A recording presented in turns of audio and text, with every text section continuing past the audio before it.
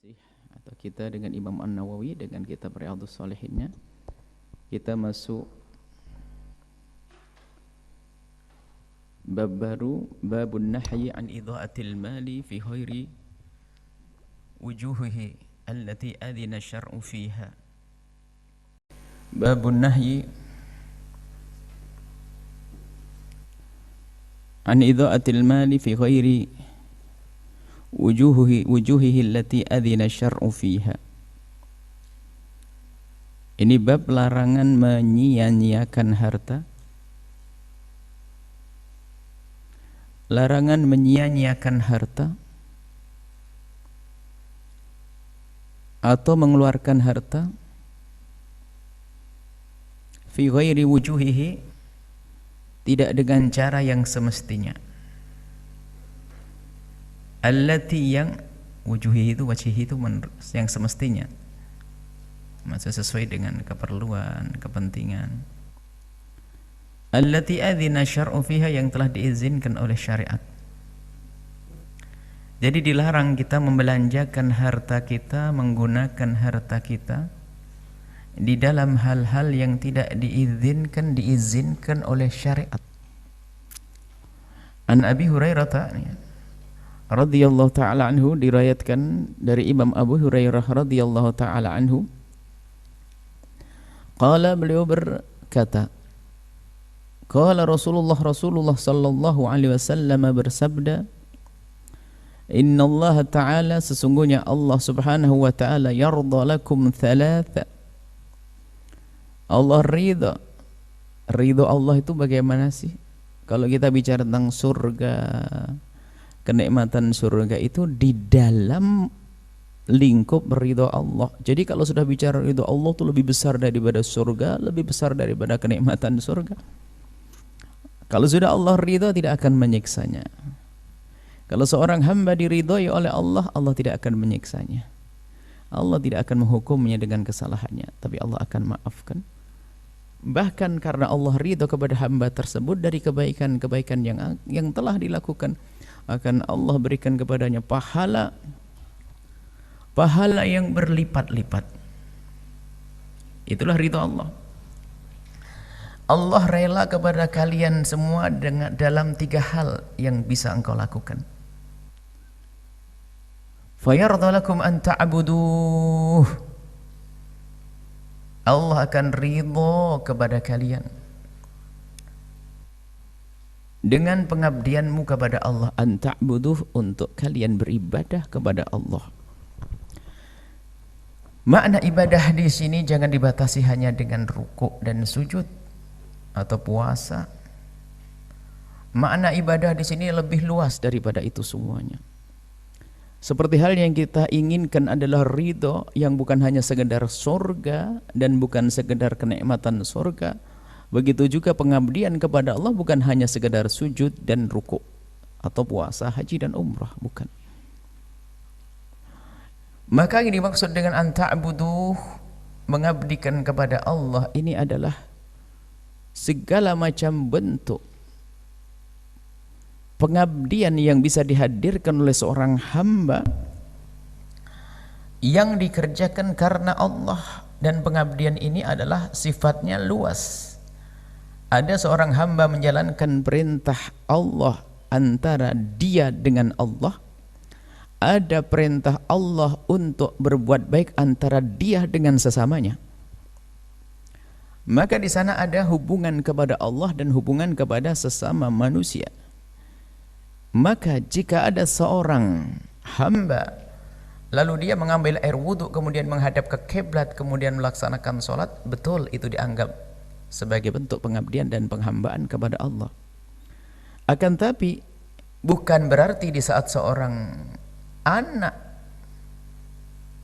tiba-tiba dengan ketawaduannya membantu menyenangkan ibundanya dan ayahandanya lalu tidak dianggap sebuah ibadah, tidak.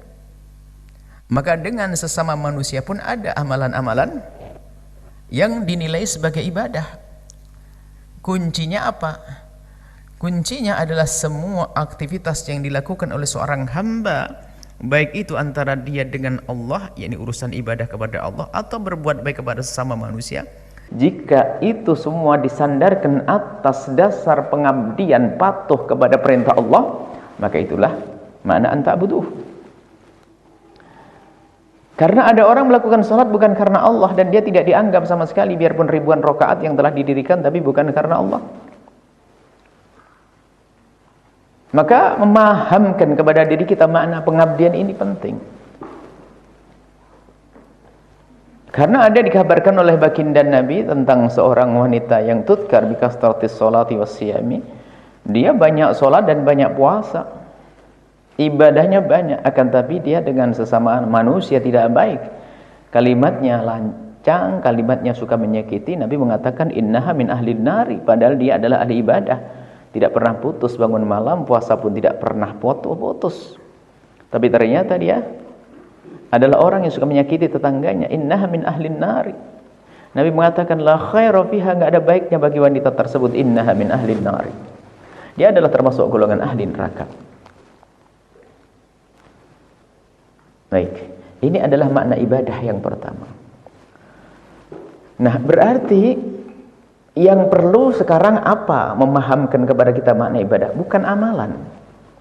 Amalan insya Allah sudah banyak yang kita kerjakan. Sholat sudah sholat kita, sedekah insya Allah sudah pada sedekah, dengan orang tua sudah pada baik semua. Akan tapi yang harus kita tajamkan kesadaran kita akan makna ketulusan.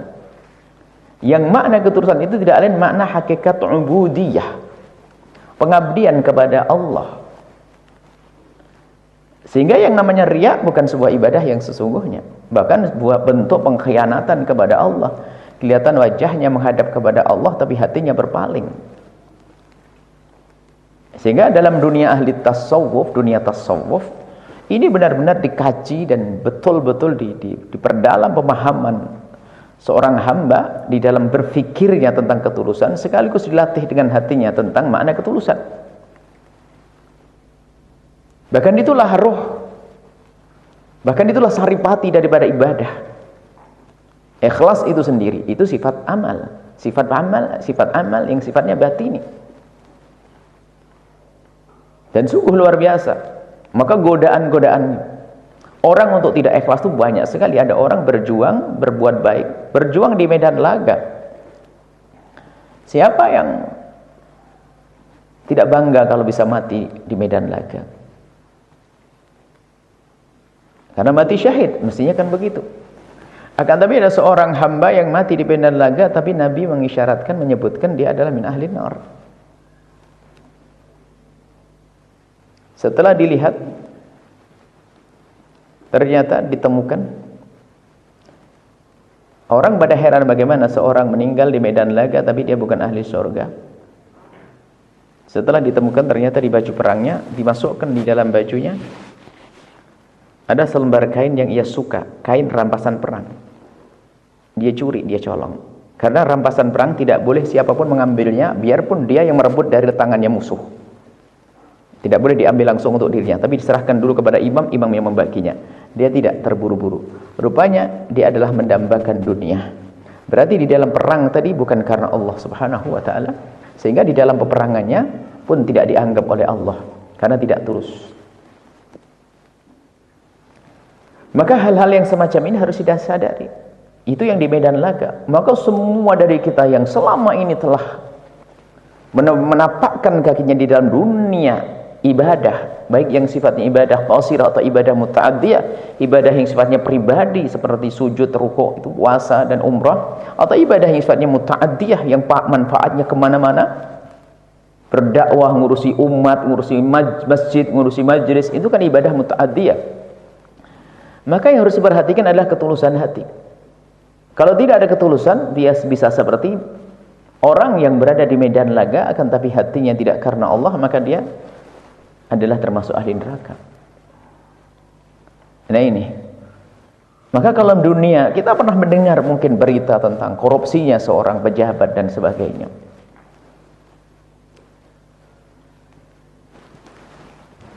Itu mungkin terjadi. Akan tapi apakah kejahatan itu hanya terjadi dalam dunia pemerintahan, jabatan? Oh tidak. Karena ketidaktulusan itulah bisa menjadikan seorang pengurus masjid ternyata diam-diam mengambil kotak amal. Biarpun hanya Rp1.000, Rp2.000. Dengan bermacam-macam cara, mungkin karena kebutuhan, seolah-olah mau pinjam dulu, nanti mau dibayarin, lupa dia nggak bayarin, dia kena hukuman dari Allah. Masjid, pondok pesantren, lembaga agama, lembaga yatim piatu.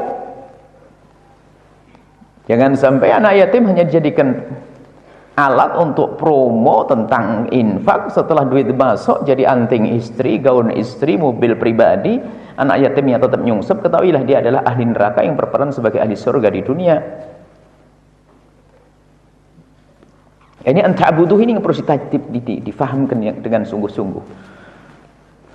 Maka korupsi tidak hanya berlaku dalam dunia pemerintahan, bisa saja seorang pengurus pondok pesantren, seorang pengurus masjid, seorang pengurus madrasah, dia adalah koruptor halus yang KPK pun tidak bisa menjeratnya, tidak bisa menangkapnya.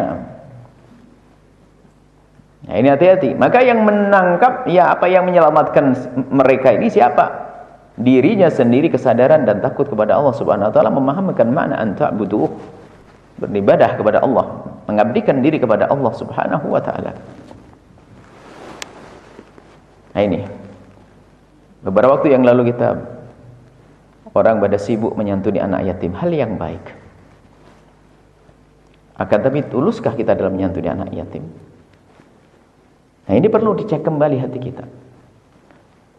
Jangan sampai ternyata kita justru yang memperalat anak yatim, Allah menjadikan anak yatim alat untuk mencari dana. Sebab paling mudah mencari dana adalah dengan modal anak yatim. Karena hati manusia yang bahkan keras sekeras apapun, kadang kalau bicara dengan anak yatim akan tersentuh hatinya. Karena dia melihat anaknya, tidak ingin anaknya yatim seperti dia, sehingga tersentuh hatinya, lalu berderma.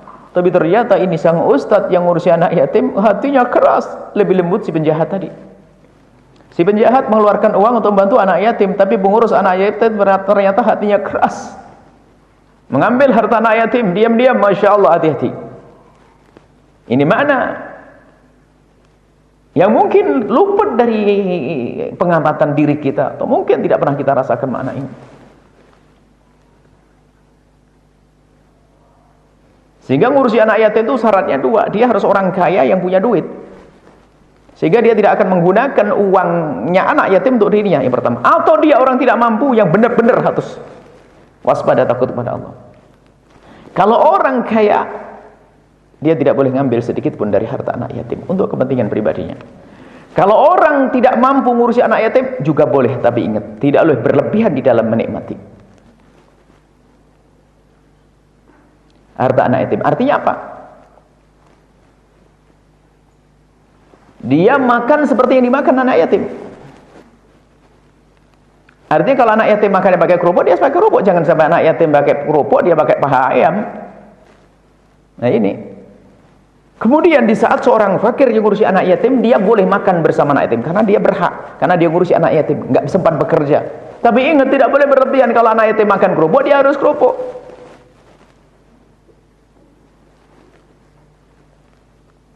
Nggak boleh berlebihan.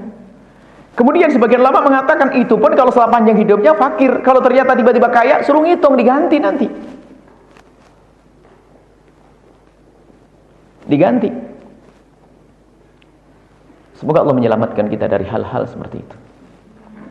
Nah ini memahami bagaimana anta'budu. Allah ridha kalau orang pengabdiannya serius karena Allah. Yang ngurusi anak yatim, ngurusi pesantren, ngurusi masjid, kalau benar karena Allah, istimewa. Pangkatnya tinggi setinggi-tingginya. Bagaimana tidak mereka yang beribadah semuanya, kalaupun mereka menjadi ulama, semuanya akan mengangkat orang-orang yang ngurusi santri, ngurusi masjid. Tapi kalau hatinya tidak benar, Masya Allah, dia sebetulnya lebih jahat daripada penjahat. Penjahat merampok di mana? Pencuri mencuri di tempat-tempat sana, mungkin di mall dan sebagainya. Ini mencuri di tempat ibadah. Hati-hati.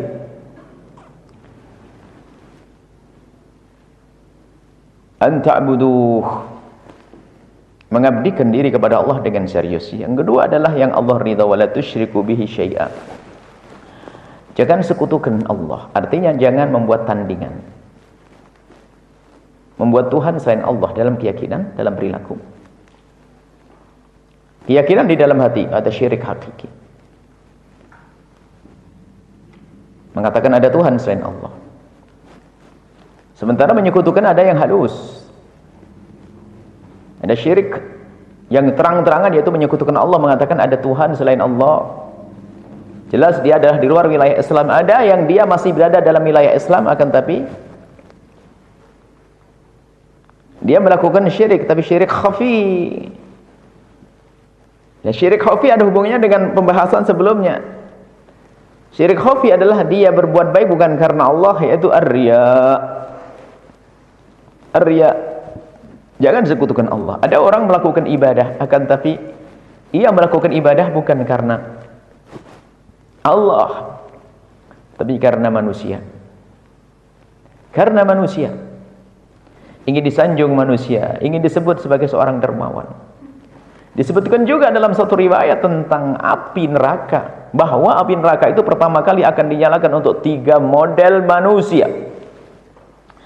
Yang pertama adalah orang berjihad di jalan Allah tapi hatinya enggak benar. Ditanya oleh Allah, kau berjihad itu untuk apa? Untukmu ya Allah. Kadzibta, kau dusta. Kau berperang hanya ingin disebut sebagai pahlawan hebat, benderamu terangkat, seruan takbir Allahu Akbar seperti seorang jagoan. Ternyata hanya itu saja, biar kau disebut di media, biar kau terkenal, biar kau disanjung-sanjung, biar namamu diabadikan. Cari pahala dari manusia sana, masuk ke neraka jahanam. Jihad, padahal terlihat jihad, tapi ternyata api neraka dinyalakan untuk dia ini. Yang kedua adalah kalangan ustadz, penuntut ilmu, qurra, orang yang mengerti Al-Quran. Ditanya oleh Allah, kau apa? Untuk apa kau belajar Al-Quran? Karenamu ya Allah, kadzibta, kau dusta. Kau belajar ilmu itu hanya ingin dibilang kau sebagai orang yang paling alim di kampung tersebut. Ya. Kadzibta, kau dusta. Masuklah kau neraka. Cari pahala dari orang yang menyanjungmu, Allah. Yang ketiga adalah orang yang berderma. Orang yang berderma. Orang yang berderma, senang berderma. Lalu ditanya oleh Allah, untuk apa engkau berderma? Untukmu ya Allah. Kadzibta, kau dusta. Allah Maha tahu. Jika pertanyaan disebutkan bukan karena Allah tidak tahu, akan tapi namanya ujian. Antara kita dengan Allah sangat lebih jelas, antara sesama manusia saja ada. Bukan berarti seorang ustadz kalau buat pertanyaan kepadamu lalu ustadznya bodoh. Tidak. Untuk menguji. Bagaimana dengan Allah Jalla Jalaluhu, bukan Allah tidak tahu.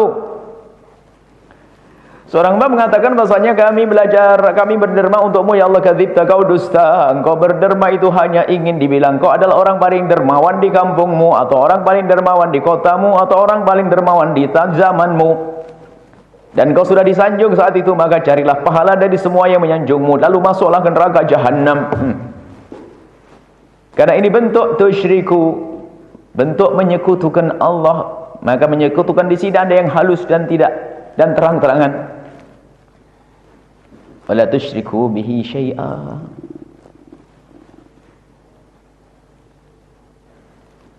Selanjutnya, yang ketiga adalah anta'tasimu bihablillahi jami'an wa la tafarraqu.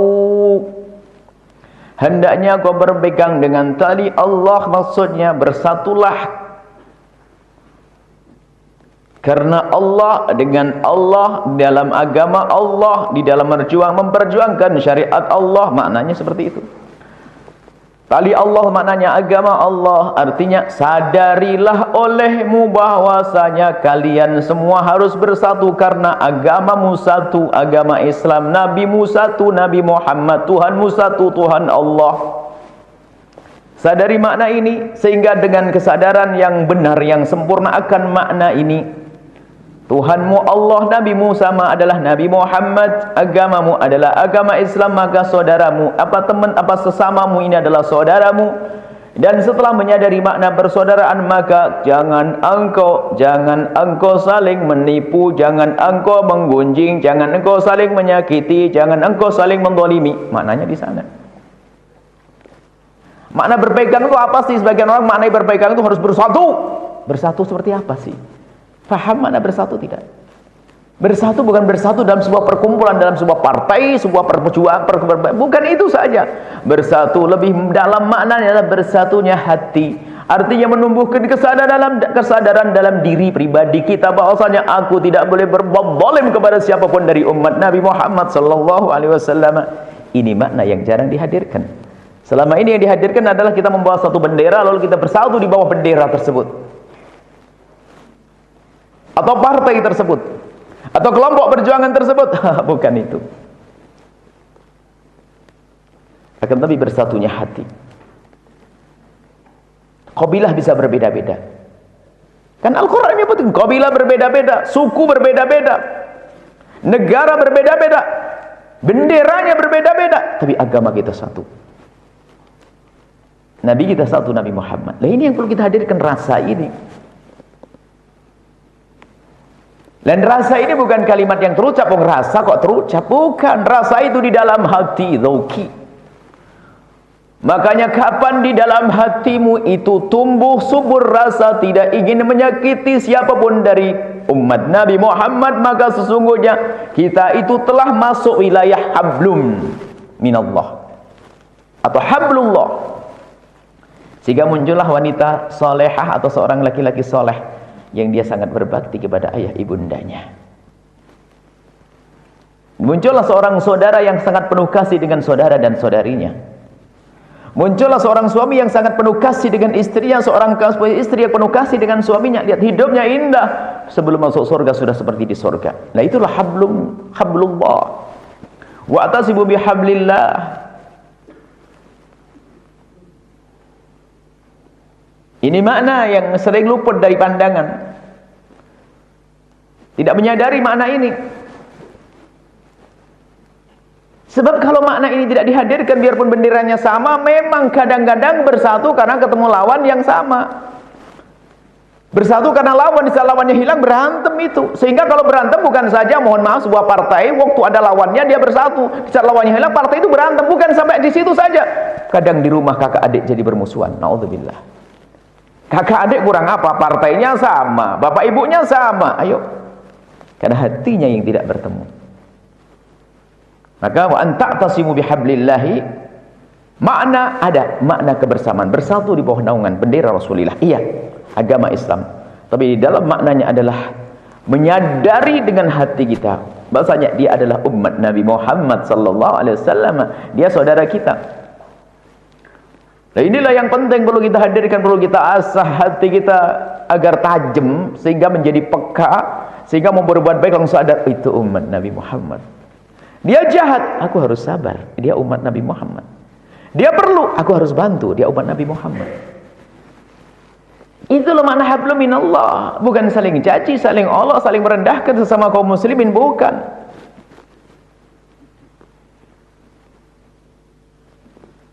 Wa anta'tasimu bihablillahi jami'an wa la tafarraqu wa la tafarraqu. Tafarraqu itu berpisah-pisah apa? Kok berpisah jasad? Saya tidak pernah ketemu orang muslim di Maroko. Maknanya gimana saya harus ketemu pergi ke sana? Bukan, bertemu hati. Sehingga kalau ada musibah di Palestina harus sedih yang ada di sini. Apa bisa kita lakukan? Bantu dengan uang kalau bisa. Belum bisa? Jujur, pernahkah Anda memanjatkan doa untuk saudara kita yang di Palestina? Hei orang yang mengaku punya ikatan dengan baginda Nabi SAW. Ini perlu kejujuran kita ini. Kita sering action saja. Ada kaum muslimin ditindas, kita hanya action saja, teriak. Berjuang, Allahu Akbar, begini. Jujur, di saat mendengar berita tentang pembantaian di Palestina, tanyakan kepada dirimu sendiri, pernahkah di saat memanjatkan doa di tengah malam waktu tahajudan lalu menitikkan air mata? Apakah cuma action saja biar besok kelihatan di majalah, di media atau viral? Zamannya zaman setan viral. Berlomba-lomba untuk kentar tentang sebuah permasalahan atau problem atau sebuah tragedi, hanya agar tidak ketinggalan di dalam dunia media sosial. Bukan karena Allah, hati-hati. Ilmu ini bukan ilmu untuk ngoreksi A, B, C, D, akan tapi untuk ngoreksi diri sendiri. Seperti apa aku ini dalam berjuang, seperti apa aku ini dalam mengaku sebagai seorang muslim. Al-muslim akhul muslim. Lah ini makna wa an ta'tasimu bihablillahi jami'an wa la tafarraqu. Jangan engkau berpisah. Berpisah dari mana? Apakah jasad? Jasad enggak ketemu jauh, Indonesia aja. Kadang Cirebon Cianjur jadi kayak jauh, 2 tahun baru ketemu misalnya. Bogor belum itu jauh. Lah bukan itu bertemu hati.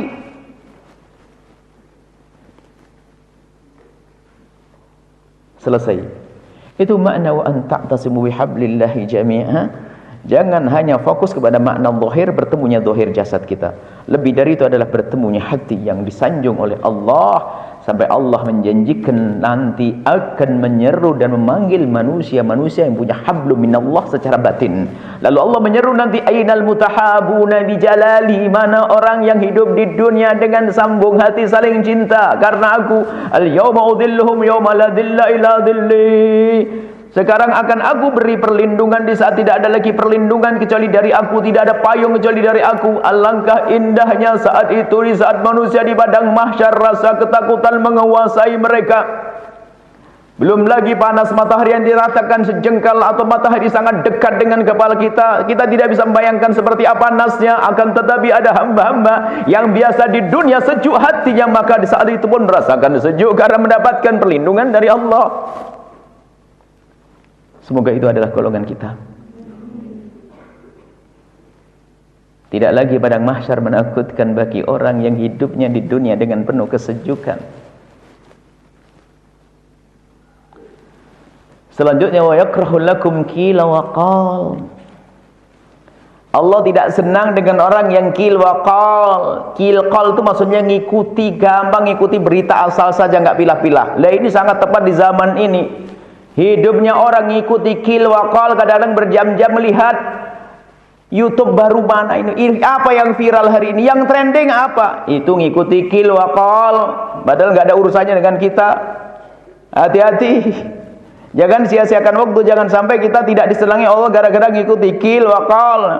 5 menit, 10 menit dengar video, melihat video yang nggak jelas, maksudnya apa ini, membangun jiwa, akhlak, atau hanya sekedar nggak tahu. Nah itu qil wa qal. Semua harus sadar, termasuk yang ngomong harus sadar. Kita sering terlena masuk dengar misalnya yang nggak ada gunanya, berita-berita yang nggak jelas. Itu namanya qil wa qal. Sementara qil wa qal saat ini sangat mudah sampai ke telinga kita, qil wa qal.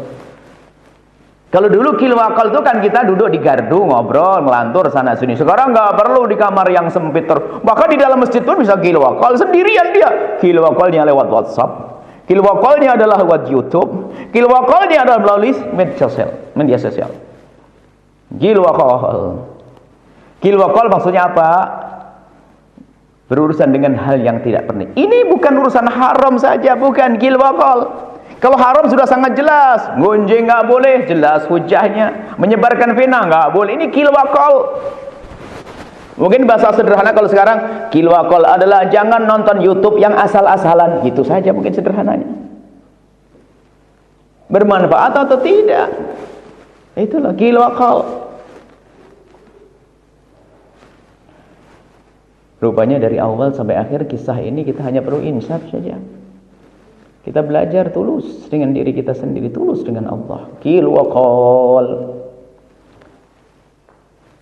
Selagi tidak bermanfaat jangan dibincangkan. Apalagi membahayakan, kita perlu memanfaatkan waktu kita untuk yang baik. Kullu kalam ibni Adam alaihi lalah. Omongan anak Adam itu akan jadi beban di akhirat nanti dan tidak menguntungkannya kecuali zikir kepada Allah dan amar ma'ruf dan nahi mungkar. Qil wa qal tidak bisa menyelesaikan kita.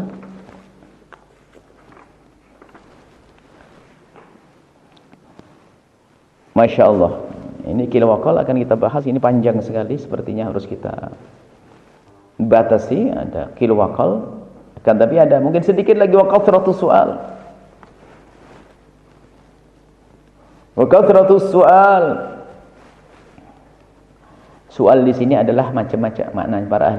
Para tafsir ahli tafsir hadis memaknai kathratus soal itu ada yang orang banyak tanya tapi bukan karena punya tujuan, hanya sekedar iseng banyak tanya.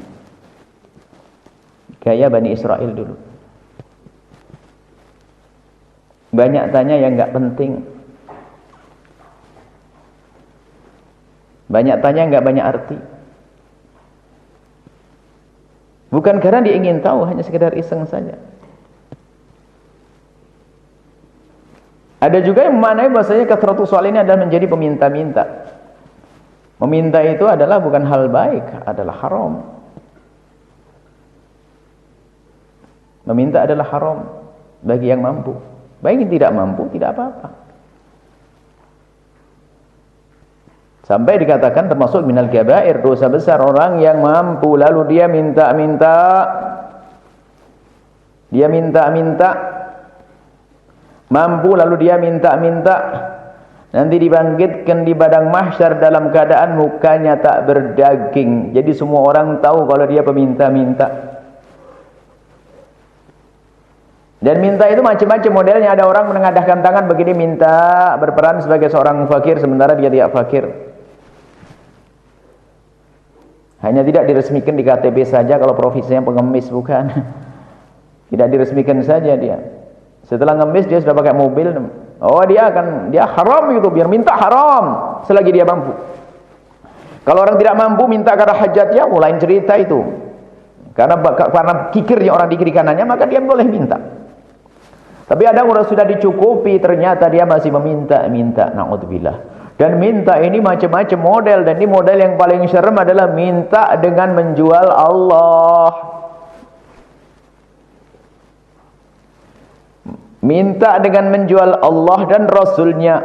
Pakai gelar ustaz, Masya Allah. Ternyata peminta-minta, Pak Haji, waduh, cincinnya bagus banget Pak Haji buat ustaz nih.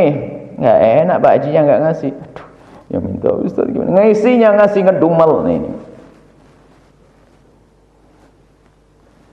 Jual sarung harganya 50.000, ternyata dijual 200.000. Berkah ini, berkah dari ustaz, harus beli. Kurang ajar ini orang.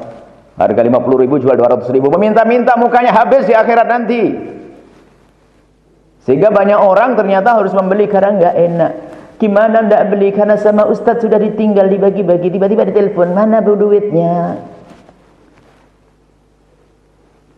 Hati-hati, minta halus tuh. Bukan minta nyekek tuh. Harganya 50.000 jual 200.000. Kita mencari hal-hal yang hina, jelek tapi tidak disadari. Ini penting.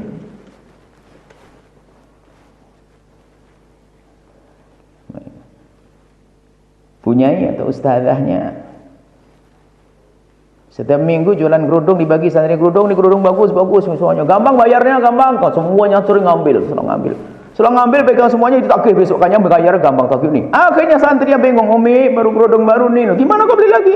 Kan dibagi-bagi sama punyainya. Ya jangan beli, nggak enak. Wah ini punyai nyekik juga itu namanya. Oh halus nih, pencekian halus model-model begini nih. Lah kalau dijual di tokonya lain cerita, dibagi. Sudah begitu ada pengancamnya ini. Kalau dalam dunia rentenir kan namanya apa? Yang serem, yang suka nagih itu. Ya sudah, apa namanya begitu. Cuman ini enggak, ini ada ustaznya yang paling dipercaya. Anda bilang nggak berkah loh ya kalau nggak bayar. Waduh, pakai ancamannya nggak berkah lagi.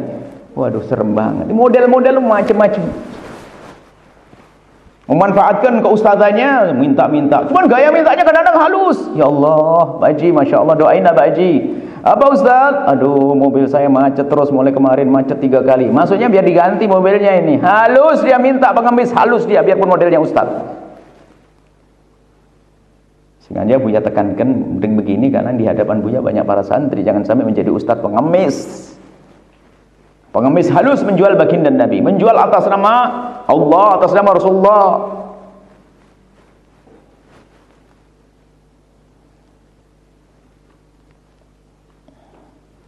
Wa idha'atul mali. Wala ini. Wa idha'atul mali wa kathrata su'ali wa idha'atul mali. Menyia-nyiakan harta ini sebetulnya babnya adalah idha'atul mal, cuman tidak kita bahas sekarang karena ini masalah idha'atul mal itu juga luas. Kita akan mencoba selalu menghadirkan makna yang mungkin tidak pernah terlintas di benak kita. Itu yang penting karena kita luput dengan begitu. Maka idha'atul mal nanti banyak, bukan sekedar uang hambur-hamburan uang, tidak. Nanti kita jelaskan. Beli yang nggak penting, sementara tetangganya fakir. Baik, insya Allah kita bahas pada pertemuan yang akan datang. Semoga Allah memberikan kepada kita ilmu yang manfaat, memudahkan kita mengamalkan ilmu kita. Allah menerima amal kita, Allah mengampuni kita, Allah berikan kepada kita ketulusan. Wallahu a'lam bishawab.